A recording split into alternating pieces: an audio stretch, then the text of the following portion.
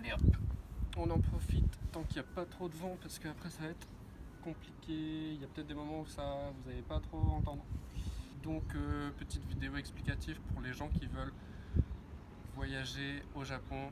Moi je suis parti en PVT, mais la vidéo elle va être centrée sur le fait de voyager et notamment de voyager en vélo. Donc cette première vidéo ça sera sur la préparation.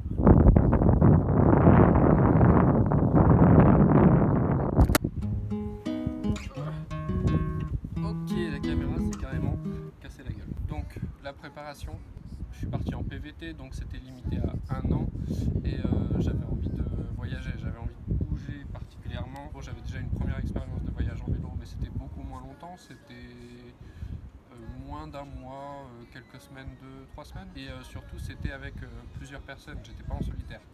Donc après cette expérience là, j'avais très envie d'essayer en solo pour le côté un peu plus débrouille. J'avais pour idée de voyager maximum 1 an et puis autour de 6 mois minimum, ce que j'ai fait au final. Le projet c'était plutôt ouverture sur une nouvelle culture, même si c'était pas une nouvelle culture dans mon cas parce que je connaissais déjà le Japon, mais c'était ça, c'était le côté plus culturel, la langue aussi, et puis voilà le côté aventure. Je suis pas parti en PVT pour m'installer.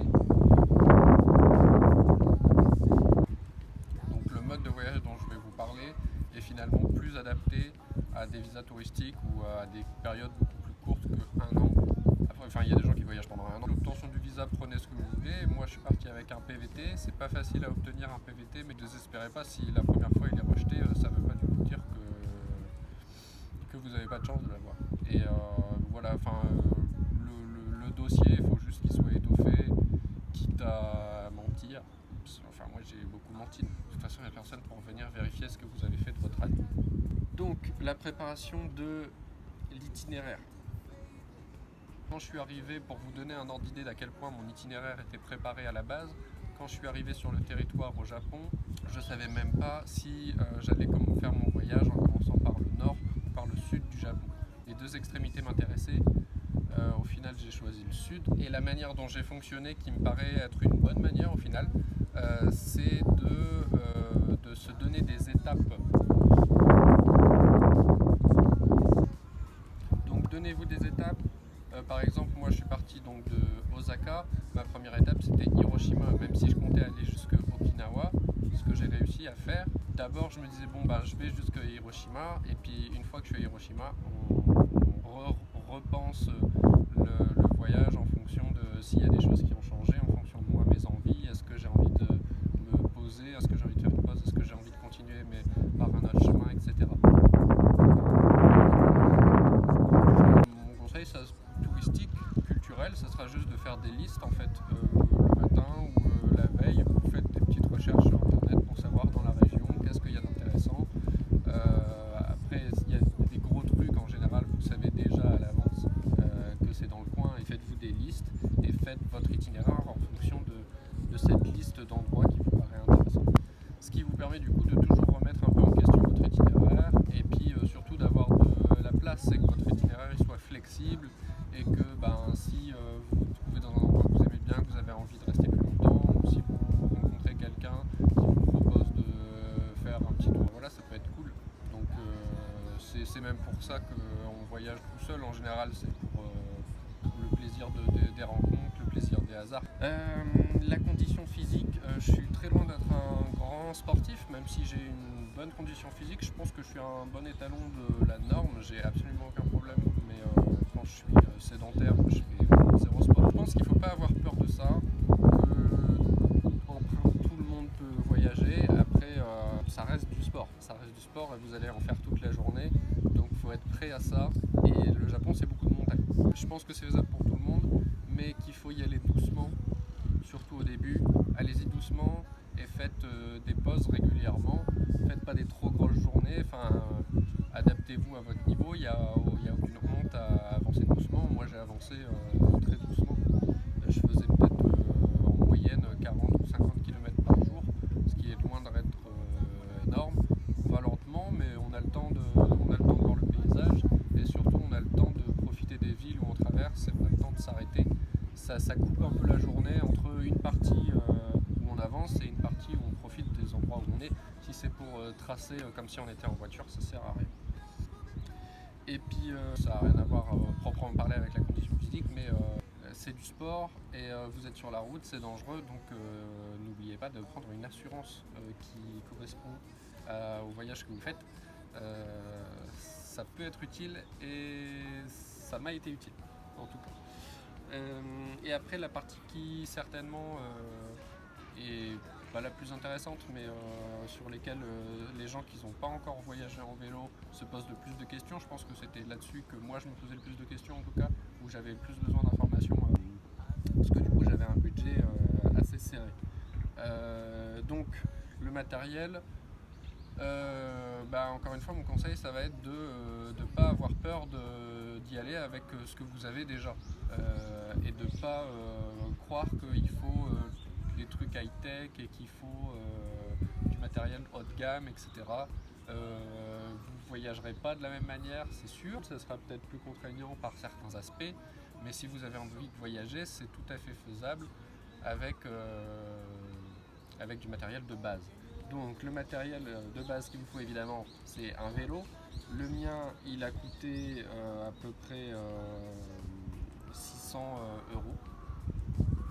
Donc un vélo type trekking, vélo de voyage assez basique, 600 balles, c'est déjà bien. C'est déjà bien. Le mien c'était un Between, c'était le vélo Hop Rider de 500, Hop Rider 500 de chez Decathlon, qui est ma foi, qui a plutôt bien tenu. Après moi je suis parti avec un chargeur qui se branche dans la dynamo pour charger mon téléphone, dont je suis moyennement satisfait, mais ça m'a coûté, j'ai pas du tout les prix, je vous fais ça de tête, c'était à peu près 80 euros, un truc comme ça. Ma tente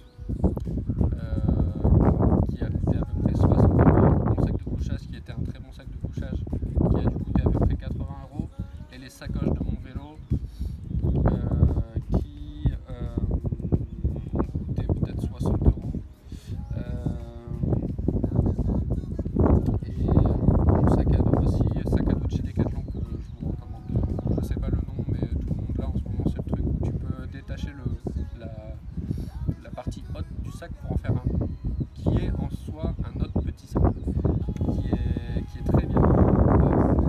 Globalement, je crois que j'ai oublié les trucs de mon calcul, mais 1000 euros, vous pouvez acheter du matériel pour partir. Donc, comme je vous disais, pas besoin de haut de gamme, et puis ouais, commencez avec ce que vous avez déjà. Il y a plein de trucs où je me suis pas du tout adapté pour le voyage. Quand j'ai pris un pull, des gants, un bonnet, enfin voilà, c'était des trucs basiques, c'était un pull basique, c'était des gros gants, c'était un bonnet de base. J'ai pas pris des trucs high-tech où il faut que tout soit compact et tout. Ouais, moi je voyageais en vêtements de ville, j'avais quasiment aucun truc de cyclisme spé sport. Un conseil qui ne concerne pas directement le matériel en lui-même, mais faites attention à bien compartimenter. Je pense que ça c'est très pratique, c'est très agréable d'avoir un sac très organisé. Mais au-delà de l'organisation, si vous voyagez en vélo, faites très attention à l'équilibrage. Moi j'ai pas fait attention à ça au début et c'était très compliqué, et ça s'est avéré au final compliqué de tout le monde en voyage, parce que déjà la première chose c'est que j'avais donc, je vous mettrai une photo, j'avais deux sacoches de chaque côté à l'arrière et mon sac à dos au-dessus. Sauf que j'avais tout dedans, ce qui veut dire que j'avais tout mon poids à l'arrière et rien devant.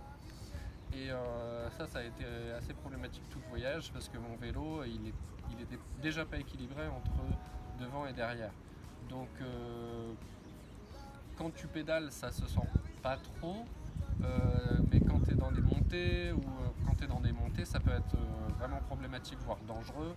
Et puis après, dès que tu veux poser ton vélo quelque part, c'est pareil, c'est le bordel, il n'est pas équilibré, il tient pas, faut le poser contre les murs, ça peut être relou. Donc ça c'est entre devant et derrière, mais entre droite et gauche aussi, il faut être assez précis sur l'équilibrage entre les deux côtés, parce que ça c'est pareil, les premiers jours, du coup j'ai dû rééquilibrer petit à petit au fur et à mesure. Faites attention à ça, parce que pareil ça change énormément votre manière de rouler, et je pense que ça peut être dangereux. Faites plusieurs essais sur votre équilibrage. d'ouvrage, parce qu'il faut trouver l'équilibre entre avoir une cohérence dans l'organisation de son sac, mais aussi que ça soit d'avoir à peu près le même poids des deux côtés. Changer plein de fois au fur et à mesure de mon voyage, cet élément-là, je vais le changer, je vais le mettre plutôt là, ou est-ce que je le mets plutôt dans mon sac à dos au lieu de le mettre dans les sacoches, etc. Ou au contraire.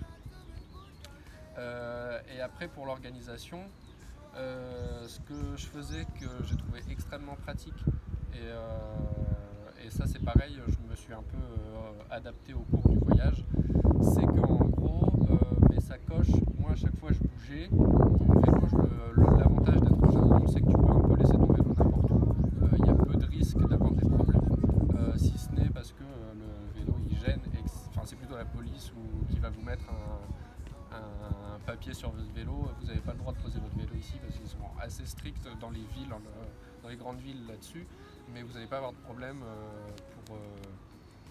de vous faire voler votre vélo, même si je dis ça, moi je me suis fait voler en l'occurrence ce vélo récemment. C'est pas impossible de vous faire voler votre vélo, mais franchement, moi j'ai voyagé donc 6 mois, je l'ai vraiment posé mais n'importe où dans des endroits complètement, dans tous les endroits, que ça soit en plein milieu des villes comme dans des endroits paumés, j'ai eu zéro problème. Moi je laissais mon vélo avec les deux sacoches et en fait comment je fonctionnais c'est que tous les trucs qui ont de la valeur, parce que moi je trimballais mon ordinateur par exemple, mais tous les trucs qui ont de la valeur c'était dans mon sac à dos et en fait mon sac à dos il était posé au-dessus et attaché avec des sangles et en fait dès que j'arrivais quelque part très rapidement je posais mon vélo, j'enlevais les sangles, je prenais mon sac et j'étais déjà safe. Une fois que j'avais mon sac à dos sur moi, j'avais tout ce qui était vraiment important et dans le pire des cas, on me volait mon vélo, c'était chiant et c'était cher, mais au moins c'était assuré. Et après ce qu'il y avait dans les sacoches, c'était vraiment pas des trucs, c'était des trucs qui sont essentiels pour voyager, c'est des fringues, il y avait mon sac de couchage et tout, mais c'était pas des trucs où je perdais mon ordinateur, où je perdais toutes mes photos, où je perdais des trucs personnels. Et du coup après mon dernier conseil sur le matériel, au-delà de prendre ce que vous avez déjà, c'est de prendre peu. J'ai pris beaucoup trop de trucs en me disant déjà que je prenais peu et je pense qu'il y a beaucoup de gens qui, en général quand je fais mon sac, les gens sont assez admiratifs d'à quel point j'ai besoin de rien et pour le coup je prendrai encore moins la prochaine fois. Que ça soit au niveau de la quantité des vêtements, prenez vraiment le minimum quoi. Enfin je veux dire même au niveau du pull, j'ai pris 2 pulls au final. Pourquoi j'ai pris 2 pulls quoi? Un pull ça suffit en fait. Prenez vraiment un truc pour chaque climat. Si vous voyagez dans des zones où le climat va beaucoup changer, mais même au niveau des sous-vêtements, j'en avais pris trop. Je sais pas combien de temps je sais pas combien j'en avais pris, mais là j'ai refait, j'ai un peu mis à jour ma liste de matériel pour la prochaine fois et j'ai réduit. Il y a plein de trucs que j'ai enlevés et j'ai réduit le nombre. Je pense que la prochaine fois je prendrai 3 sous-vêtements et puis ça ira bien. De toute façon ça tourne tout le temps. Vaut mieux faire attention à avoir moins de trucs, quitte à plus s'en occuper, à faire plus de roulements, plutôt que de trimballer des choses qui vous prennent de la place et qui vous pèsent et qu'en fait vous n'utilisez pas.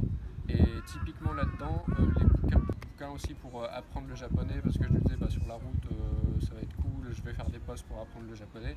J'ai trimballé des tas de trucs que j'ai jamais ouverts parce que au bout d'une journée de vélo, vous arrivez quelque part, vous êtes crevé, vous êtes dans la tente ou dehors, vous sortez pas une lampe torche pendant qu'il fait nuit pour travailler votre japonais. Faites attention aux tailles de ce que vous prenez quand même. Partir avec une serviette beaucoup trop grande, prenez des petites serviettes, prenez des petits trucs. Et puis après, le dernier conseil au niveau du matériel, je sais pas ce qu'il y a en termes de gadgets pour faciliter soi-disant les voyages en vélo ou les voyages à pied ou ce genre de trucs, un peu en mode backpack. Mais si vous avez un truc à prendre en cas d'un truc qui tient pas, une sangle qui se décolle et tout ça, moi j'avais pris des Colson et du gros scotch. Et avec ça, je veux dire avec du gros scotch déjà, vous rafistolez tout quoi en fait. En tout cas pas du tout pour que ça soit périn, mais si vous êtes dans la montagne, vous avez un truc qui pète, avec du gros scotch, vous le collez même temporairement, ça, au moins ça tiendra le coup jusqu'à la prochaine ville, quoi. Et que ça soit une chaussure qui craque, un vêtement, un truc sur votre vélo, sur vos sacoches, du gros scotch, ça fait tenir, quoi. Et dernière chose, le japonais, la langue. Au Japon, ça me paraît loin d'être essentiel de parler japonais. Si vous parlez juste anglais pour voyager, vous n'allez pas avoir de problème, en tout cas si vous parlez que anglais, je ne pense pas. Avec l'itinéraire sur vos téléphones, il n'y a pas de problème à ce niveau-là, vous n'allez pas vous perdre. Et pareil pour les endroits touristiques et tout ça, vous pouvez vous en sortir avec l'anglais vraiment. Vous pouvez avoir un voyage très sympa avec juste l'anglais.